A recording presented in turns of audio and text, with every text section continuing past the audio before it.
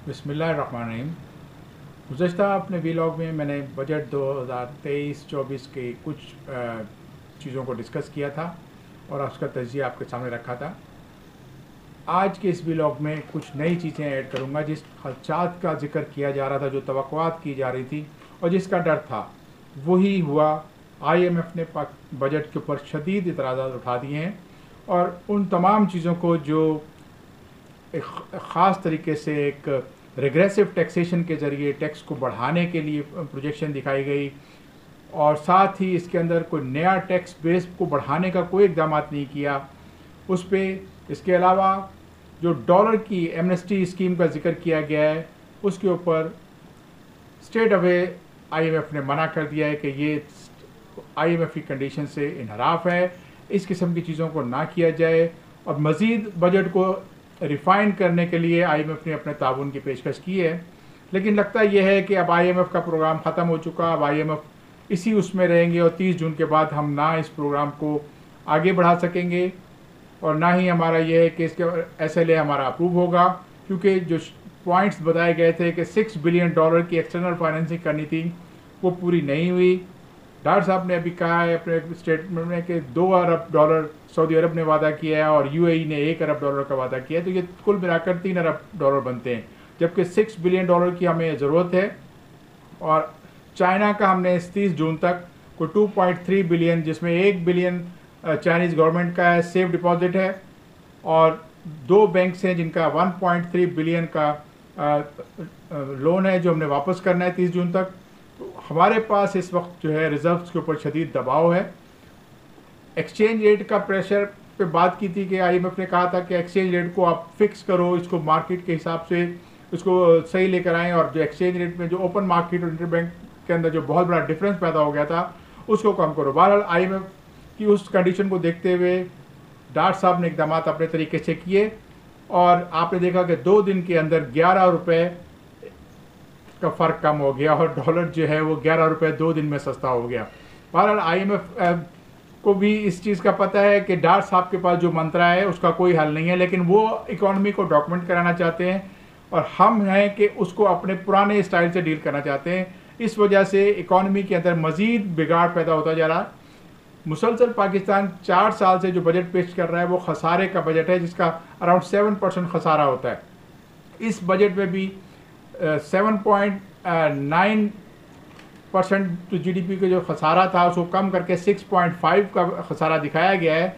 लेकिन क्योंकि खसारा जब आपका बढ़ रहा होता है, आपके पास जब आमदनी कम हो रही होती है और आप अपने एक्सपेंडिचर को कंट्रोल नहीं करते, जहां आपको ऑस्टेरिटी मेजर्स करने चाहिए थे वो आपने नहीं किए, उसके बावजूद आपने नया टैक्स बेस इकट्ठा को बढ़ाया नहीं है, टैक्स उन्हीं लोगों पे टैक्स लगा दिया जो टैक्स के बर्डन के तरह दबे हुए हैं। आज बहुत सारी फॉरेन कंपनीज जो है पाकिस्तान से बाहर जा रही हैं, छोड़ के जा रही हैं, क्योंकि उनके मुनाफे नहीं हो रहे, उनको लॉसेस हो रहे हैं, और उस सिस्टम में, जिस सिस्टम में पाकिस्तानी कंपनीज काम करती हैं, शायद फॉरेन कंपनीज काम नहीं कर सकती, और बहुत सारी कंपनीज आइंदा आने दिनों में भी यहाँ से टाटा बाय बाय करके निकल जाएंगी। तो हमें अपनी इकॉनमी को जो इकोनॉमिक्स के रूल हैं उसके हिसाब से चलाना चाहिए था। बहरहाल पाकिस्तान का जो बजट इस वक्त पेश किया गया है उसके अंदर, लेकिन सबसे बड़ी बात तो यह है कि जब आप 7,200 अरब रुपए का प्रीवियस आपने टारगेट सेट किया था टैक्सेस का, वो पूरा नहीं हुआ, और मज़ीद अब नए साल के लिए 2023-24 के लिए आपने 9,200 अरब रुपए का टारगेट रखा है। इसके अलावा अगर आप देखें कि गुज़श्ता साल हमने कोई नॉन टैक्स रेवेन्यू हमारा 1,618 अरब का रखा गया था, जो कि इस दफ़ा 2,943 अरब रुपए का रखा गया है। ग्रॉस रेवेन्यू कुल मिला के पिछले साल 8,818 अरब के थे, इस दफ़ा 12,143 अरब के रख दिए हैं। हमारा जो एक्सपेंडिचर है, सबसे बड़ी बात जो एक्सपेंडिचर है उसमें तकरीबन 50% का इजाफा किया गया है। गुज़श्ता बजट में हमारा एक्सपेंडिचर 11,090 अरब का रखा गया था, इस साल 14.46 ट्रिलियन का रख दिया गया है, तकरीबन 50% का इजाफा है। हुकूमत ना अपनी बेल्ट टाइट करने के किसी मूड में नज़र आ रही है, और ये जो बजट जो आपका टैक्स को जो बढ़ा के भी रखा गया है, शायद वो भी इसकी एक वजह है कि अपने अखराजात को उन्होंने कम नहीं करना और ये बताना कि हमारे पास 9,200 अरब रुपए यहाँ से इकट्ठे हो जाएंगे, जो टैक्स हमारा है वो इकट्ठा हो जाएगा, तो हमें एक्सपेंडिचर को भी कम करना है। लेकिन एक्सपेंडिचर कम करने के बजाय उसको बढ़ाया जा रहा है। मुसलसल खसारा पाकिस्तान को का जो फिस्कल डेफिसिट है उसको अलार्मिंग स्टेज पर ले गया है। हुकूमत की जो बोरिंग है, जो हुकूमत कर्ज लेती है, उसको बहुत ज़्यादा आगे तक बढ़ा दिया है, जो एक ख़तरनाक सूरत हाल पैदा हो सकती है। एक तरफ पाकिस्तान का जो एक्सटर्नल बोरिंग है वो बढ़ती जा रही है, बल्कि मुकामी बोरिंग की तो कोई लिमिट ही नहीं है, वो तो हिमालयन बोरिंग हो गई है, इतने कर्जे हो गए कि हिमालय को छू रहे हैं। और सबसे बड़ी वो अलार्मिंग चीज़ वही है, क्योंकि ऐसे अखराजात की सूरत में जो हुकूमत पैदा करती है, अपने अखराजात को करती है, और उसके नतीजे में अगर कोई प्रोडक्टिविटी नहीं आ रही और लॉसेज आ रहे हैं, जैसे मिसाल के तौर पे हुकूमत के हुकूमत को चलाने के लिए भी उनको अरबों रुपए की ज़रूरत होती है। उस हुकूमत के साइज़ को छोटा करने की बजाय हुकूमत अपने अखराजात पे कर रही है, PSDP के उसको बढ़ा के रखा हुआ है, और उसके अंदर पॉलिटिकल जिसके लिए भी इसमें फ़ंड्स रखे जा रहे हैं। ऐसी सूरत हाल में बजट किस तरह से पूरा हो सकेगा? एक अजीब एक तरह की मंतक को अपनाया गया है। पाकिस्तान की एक ऐसी दुकान, ऐसी कंपनी की मिसाल है जिसके पास सेल करने के लिए सेल तो है, कस्टमर तो हैं, उसके मुकामी कस्टमर भी हैं जो उसकी चीज़ों को कंज्यूम करते हैं और उसके ऊपर टैक्स देते हैं, और सेल्स टैक्स की शक्ल में वो टैक्स भी इकट्ठा होता है, इनडायरेक्ट टैक्सेस की शक्ल में वो टैक्स भी इकट्ठा होता है। इसी तरह से पाकिस्तान के पास फ़ॉरेन चीज़ें एक्सपोर्ट करने के लिए भी गुंजाइश है, लेकिन हमने अपने सिस्टम को सिंप्लीफाई और सही नहीं किया, जिसकी वजह से हमारी एक्सपोर्ट्स को महंगा कर दिया गया है। और हुकूमत का शायद ये डार साहब का, अगर जितने भी आप इनके प्रीवियस टेन्योर देखें तो उस सब में एक्सपोर्ट्स नीचे गई है, और इस दफ़ा भी एक्सपोर्ट नीचे जा रही है। हालांकि एक्सपोर्ट्स आपको बहुत ज़्यादा आपकी उसकी ज़रूरत है। आपको एक्सपोर्ट बढ़ाने के लिए उसके ऊपर कॉस्ट ऑफ डूइंग बिजनेस जो है एक्सपोर्ट्स का, वो कम से कम करना होता है, टैक्स के बर्डन को कम करना होता है। लेकिन जो इक़दाम किए गए हैं उसमें बहुत सारी चीज़ें ऐसी हैं जिसकी वजह से एक्सपोर्टर्स इस वक्त जो है मार्केट में वर्केबल नहीं है, इंटरनेशनल मार्केट में। और हमारे जो कंपेटिटर्स हैं वो हमारे कस्टमर से ऑर्डर लेके जा रहे हैं। टेक्सटाइल मार्केट की एक्सपोर्ट्स को देख लें, दीगर एक्सपोर्ट्स को देख लें, कहीं भी कोई चीज़ वर्केबल नज़र नहीं आ रही है। लेकिन फिर भी इस बजट में ऐसे कोई इक़दाम उठाने की कोशिश नहीं की गई जिससे एक्सपोर्ट्स बढ़ सकती। पाकिस्तान का अगर आप देखें कि फिस्कल डेफिसिट जो 7.7% रखा गया था, जिसको आप 6.5% पे लेकर आए हैं, लेकिन इस साल रिकॉर्ड उसका खसारा हुआ, कोई 6000 अरब का खसारा होता जाएगा। जब खसारा होता है तो आपको पता है कि हुकूमत उस खसारे को कैसे पूरा करती है। उस खसारे को पूरा करने के लिए हुकूमत अपने लोकल मुकामी बैंकों से कर्जे लेती है, और जहां इंटरनेशनल ट्रेड में खसारा होता है तो फिर हुकूमत जाके इंटरनेशनल लेंडर से डॉलर की शक्ल में, दीगर करेंसी की शक्ल में लोन लेती है, और वो लोन हमारे पास पाइल अप हो जाता है। फिर जब उसकी डेट सर्विसिंग होती है, उसको पूरा करने के लिए हुकूमत के पास एक ही रास्ता होता है कि आपके ऊपर मज़ीद से टैक्स बढ़ा दिए जाएँ। टैक्सेस, नए टैक्सेस लगने का मतलब ये है कि इकॉनमी क्रश होकर आ जाती है। ऐसी सूरत हाल में ना तो कोई फॉरेन इन्वेस्टमेंट आ सकती है, क्योंकि जब आप बहुत ज़्यादा टैक्स देते हैं, OECD ममालिक में 17% अगर टैक्स होगा तो पाकिस्तान में अगर आज जो शेयर होल्डर्स हैं उनके ऊपर तकरीबन कुल मिला के ग्रॉस 70% टैक्स हो चुका है। इतना ज़्यादा टैक्स होगा तो फिर कैपिटल जो आया था पाकिस्तान में, जो इन्वेस्टमेंट आई थी, वो कंपनियां अब बाहर जाने के लिए अपना सामान पैक कर रही हैं। खुदारा इस रविश को चेंज करें, और जिस तरह से IMF ने डिसिप्लिन प्लान दिए हैं उसके ऊपर आपको काम करना होगा। हो सकता है ये 30 जून तक हमारा SLA 9 कंप्लीट ना हो, लेकिन इसके बावजूद आगे का प्रोग्राम करने के लिए हमें अपनी लाइन को, हमने आपको ट्रैक पे रखना है। अगर ट्रैक से उतर गए तो फिर IMF भी ये समझ रहा है कि अब इस वक्त पाकिस्तान जो हम अपने सीरियस नहीं आ रहे, हम अपना सीरियस नज़र नहीं आ रहे, हम इश्यूज़ को फिक्स करने की बजाय और मज़ीद इश्यूज़ को बढ़ा रहे हैं।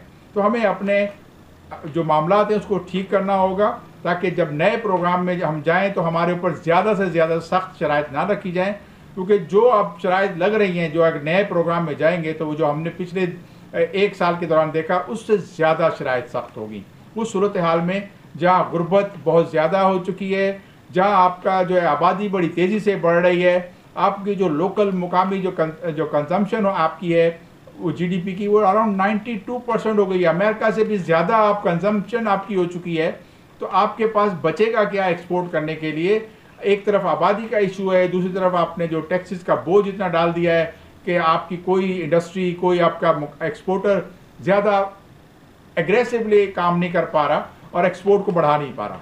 अब मामला को ठीक करना ज़रूरी है। इस बजट में चंद सवालात सामने आए हैं। नंबर 1 ये है कि आप 28% टैक्स ग्रोथ कैसे लेकर आओगे, जहां आपका और उसको किस तरह से 7.2 बिलियन आपको रेज करोगे जब आपका इन्फ्लेशन जो है इस वक्त अराउंड 30% पे है। जब इन्फ्लेशन बहुत ज़्यादा होगा और इसको मज़ीद अगर इन्फ्लेशन को बढ़ाएंगे तो फिर आवाम की चीखें निकल जाएंगी। डॉक्टर साहब ने अपनी एक स्पीच में, एक स्टेटमेंट में ये कहा है कि हम ये रेवेन्यू इन्फ्लेशन के ज़रिए इकट्ठा करेंगे। इसका मतलब यह है कि ना आटा सस्ता होगा, ना चीनी सस्ती होगी, ना घी सस्ता होगा इतना ज़्यादा कि आम आदमी जिसकी कमाई का जो किचन का खर्चा है वो तकरीबन 45 से 50% होता जा रहा है और उसके पास पैसे बचते नहीं हैं कि मेडिकल के लिए, अपनी हेल्थ के लिए, अपने बच्चों के लिए, अपने बच्चों के स्कूल के लिए कुछ पैसे खर्च कर सके। इसके अलावा जो डेट सर्विसिंग है उसको अगर आप देखें तो 7.3 ट्रिलियन, इतना बड़ा अमाउंट, तकरीबन आपका जो टैक्स इकट्ठा होगा उससे ज़्यादा की आपकी डेट सर्विस होंगी। अब हम इस तरफ मोड़ पे आ गए हैं कि हम जो कर्ज लेते थे उसको अदा करने के लिए भी हमें नए कर्ज लेने पड़ेंगे। अब IMF से हम जो बोरो करते हैं वो न सिर्फ हमारे ट्रेड डेफिसिट को पूरा करने के लिए लिया जाता है बल्कि बजट के फिस्कल डेफिसिट को, बजट के खसारे को पूरा करने के लिए भी IMF से लिया जा रहा है। हालांकि जो सिस्टम है वो ये होना चाहिए कि आपको अपनी टैक्स बेस को बढ़ाएं। पाकिस्तान की आबादी 24 करोड़ की आबादी है। इसके अंदर टैक्स 9,300 तक, क्या 10,000 अरब, 11,000 अरब, 15,000 अरब तक इकट्ठा हो सकता है अगर आप इस टैक्स को तमाम लोगों पे बराबर तकसीम कर दें और हर वो शख्स जो नेट में जो कमा रहा है उसके ऊपर टैक्स आए, उसके CNIC के जरिए उसकी ट्रांजैक्शन जहाँ जहाँ हो रही हैं उसको आप लें। आपने पॉइंट ऑफ सेल के ज़रिए लिंक कर लिया है FBR को, आप रिटेल सेक्टर को लिंक करने जा रहे हैं। इसी तरह से जो स्पेंडिंग कर रहा है उसकी भी अखराजात को कंट्रोल करें, अपने आप साथ लिंक कर लें, ताकि जब एंड ऑफ द ईयर आप 30 जून के बाद जब आपको जो आता है और जुलाई आपके टैक्स का जो नोटिस हैं वो उन लोगों को जाएं कि इतने आपने अखराजात किए थे, यहाँ आपने अखराजात किए, एक स्टेटमेंट जाए। जिस तरह से बाहर वेस्ट में होता है कि बाद ममालिक इस तरह से करते हैं कि वो आपकी स्पेंडिंग को मॉनिटर कर रहे होते हैं। पाकिस्तान में इस वक्त ट्रांजैक्शंस को मॉनिटर करने की ज़रूरत है। वो तमाम ट्रांजैक्शन जो मॉनिटर होंगी तो टैक्स बेस बढ़ेगा। टैक्स के रेट को नीचे लाएं। जब टैक्स का रेट नीचे आएगा तो फ़ौरन कंपनीज इन्वेस्टमेंट करने आएंगी और टैक्स का रेट नीचे आने से आम लोगों की जो अखराजात हैं, जो उनकी बचत है उनकी बढ़ेगी, क्योंकि इस वक्त तो बहुत ज़्यादा टैक्सेस की वजह से हमारी जो आमदनी है वो बच नहीं पा रही और हम अखराजात ज़्यादा कर रहे हैं। जब कुछ बचत होगी तो फिर हमारे पास जो है कुछ पैसे सेविंग के लिए आएंगे। जब सेविंग्स बढ़ेगी GDP के लिहाज से तो फिर इन्वेस्टमेंट भी बढ़ेगी और इन्वेस्टमेंट बढ़ेगी तो हमारे यहाँ नई जॉब्स क्रिएट होंगी। हमारी इंडस्ट्रीज़ जो है वो एक्सपोर्ट के लिए सरप्लस को ज़्यादा बढ़ाएंगी और इंडस्ट्रीज़ के पास इतना पैसा आ जाएगा कि वो high tech, high value added product बना सकें। इस वक्त तो पाकिस्तान की जितनी इंडस्ट्रीज़ हैं या तो वो असम्बलिंग कर रही हैं, आप गाड़ियों से लेकर मोबाइल फ़ोन को देखें तो उसकी असम्बलिंग हो रही है। इसके अलावा जो दीगर चीज़ें हैं वो अब खाने पीने की चीज़ें बन रही हैं या फिर वो सेमी फिनिश किस्म के प्रोडक्ट बन रही हैं। हम टेक्सटाइल के सेक्टर के अलावा और कितनी इंडस्ट्रीज हाई वैल्यू की बना के बैठे हुए हैं। हमारे पास केमिकल सेक्टर है, लेकिन केमिकल सेक्टर भी इस लोकल मार्केट को प्रेफर करता है क्योंकि पाकिस्तान की एक बहुत बड़ी आबादी है और बहुत बड़ी मार्केट है। यहाँ पर हर वो सेक्टर जो प्रोड्यूस कर रहा है सरप्लस, वो एक्सपोर्ट करने की बजाय एक्सपोर्ट में क्योंकि उसकी प्राइस उसको कम्पीट करना पड़ता है दीगर ममालिक से, तो वो चाहता है, उसकी कोशिश होती है कि पाकिस्तान की मुकामी मार्केट में सेल करके ज़्यादा से ज़्यादा मुनाफा हासिल करे, क्योंकि इसके अंदर टैक्सेशन जो हुकूमत ने रखी हुई है वो इनडायरेक्ट टैक्सेस हैं और उससे कंपनी को ये फ़ायदा होता है कि वो तमाम टैक्सेस को अपनी कॉस्ट में ऐड करके पास ऑन कर देता है अपने एंड कंज्यूमर की तरफ, तो जिससे कंपनीज को लोकल मार्केट बड़ी लुक्रेटिव किस्म की मार्केट नज़र आती है, बजाय इसके कि वो एक्सपोर्ट में कम्पिटिटिव होकर एक्सपोर्ट्स को बढ़ा सकें।